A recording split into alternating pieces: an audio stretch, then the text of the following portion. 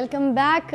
باتوں کا سلسلہ جو کہانی کا سلسلہ ہے وہ ہمارا کچھ اختتام کی طرف رواں دواں ہے, اور پھر میں ریکویسٹ کروں گی شاہ جی سے کہ کہانی جو جہاں پہ ہم لوگوں نے بریک کی تھی جی, خلیفہ منصور جو اس وقت بنو عباس کا خلیفہ تھا, اس نے پیغام بھیجا جی گورنر سندھ کی طرف کہ عبداللہ شاہ غازی رحمۃ اللہ علیہ کو آپ گرفتار کر لیں اور میری طرف بھیج دیں. لیکن وہ چونکہ آپ کا بہت عقیدت مند تھا, ٹالتا رہا اس بات کو.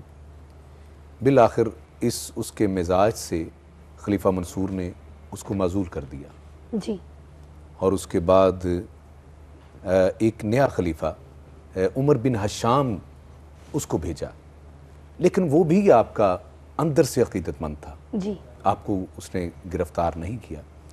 لیکن اس کے ساتھ جو اس کا بھائی تھا, اب روایات مختلف ہیں اس میں جی کہ جب عبداللہ شاہ غازی رحمۃ اللہ علیہ شکار کے لیے نکلتے ہیں تو اس دوران غلط فہمی کی بنا پہ شہید کر دیا گیا, جبکہ ایسا نہیں ہے. اچھا, باقاعدہ جب بھی جنگ ہوتی تھی اس دوران تو رجز پڑھا جاتا تھا اور اپنا حسب نسب بتایا جاتا تھا. جی تو یقیناً حضرت عبداللہ شاہ غازی نے حسب نسب بتایا, اور اس کے بعد ابتدا جنگ کی اس طرح ہوتی ہے کہ ایک شخص ایک طرف سے نکلتا ہے, دوسرا دوسری طرف سے نکلتا ہے.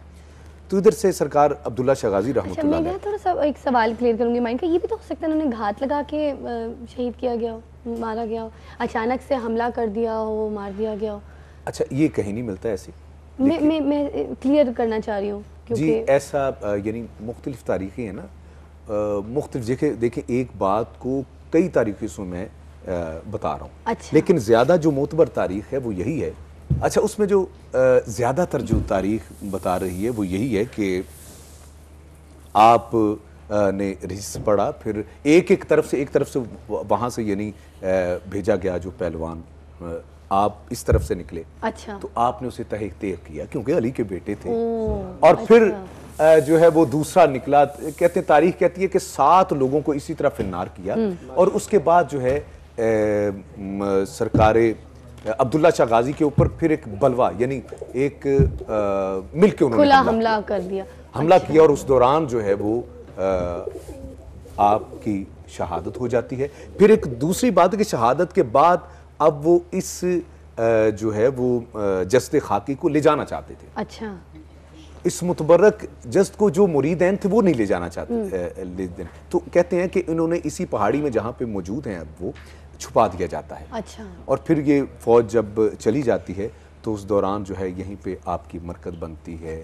اور پھر اگلی بات آپ یقیناً سننے والے یہ سننا چاہتے ہوں گے کہ آپ کی آل اولاد تھی, ایک تاریخ میں ملتی ہے اچھا کہ آپ کو رب نے اولاد نرینہ سے نوازا تھا. ٹھیک, اور آپ کی جو شہادت بھی بتاتا چلوں کہ آپ کی شہادت 151 ہجری میں ہوئی. اچھا, 151 ہجری, ٹھیک, یعنی 12 سال تک وہ یہاں پہ. اچھا ٹھیک ہے. اور آج جو اسلام اور کا جو پودا لگا ہے بر صغیر میں, یہ ان کا لگایا ہوا ہے. کیا یہ آپ بات کہہ ہے, سکتے ہیں. سبحان اللہ سبحان اللہ. اچھا, کہتے ہیں کہ اولاد نرینہ تھی. اب جو منصور تھا خلیفہ منصور, اس نے کہا کہ ان کی آل اولاد کو قید کر لیا جائے. اچھا, اب چونکہ اس عمر بن ہشام, اس سے پہلے جو گورنر تھے وہ بھی حضرت عمر تھے, انہوں نے جو ہے وہ ایک راجہ کے ہاں ان کو چھپا رکھا تھا. لیکن چونکہ مجبوری تھی عمر بن ہشام کی, انہوں نے ان کو احتراماً جو ہے بڑے احترام سے بلایا اپنے دربار میں, یعنی لے کے آئے, اور ایک فوجی دستے کے ساتھ واپس مدینہ المنورہ جو ہے وہ بھیج دیا گیا. اچھا, اور آپ کے فرزند بھی اور آپ کی والدہ کو بھی, دونوں کو جو ہے وہاں بھیج دیا گیا. اور تاریخ یہ کہتی ہے کہ آپ نے بہت لمبی عمر پائی اور وہی کام کیا جو باپ دادا کرتے آئے, رب کی توحید کا اقرار لوگوں سے کرواتے رہے, اور جو بھی آتے زیارات کے لیے اس حق اور سچ کی بات کو واضح کرتے لوگوں کے اوپر کہ ہم اہل بیت کیا ہیں, اور ہمارے ساتھ क्या हो रहा है। मैं यहाँ एक और बात क्लियर करना चाहूँगी क्योंकि मेरे दिमाग में काफ़ी ऐसे सवाल उठ रहे हैं। मैं रही कराची में, वो लंबी सीढ़ियाँ, ऊंची सीढ़ियाँ मैं मज़ार के हमेशा देखती रही बचपन से।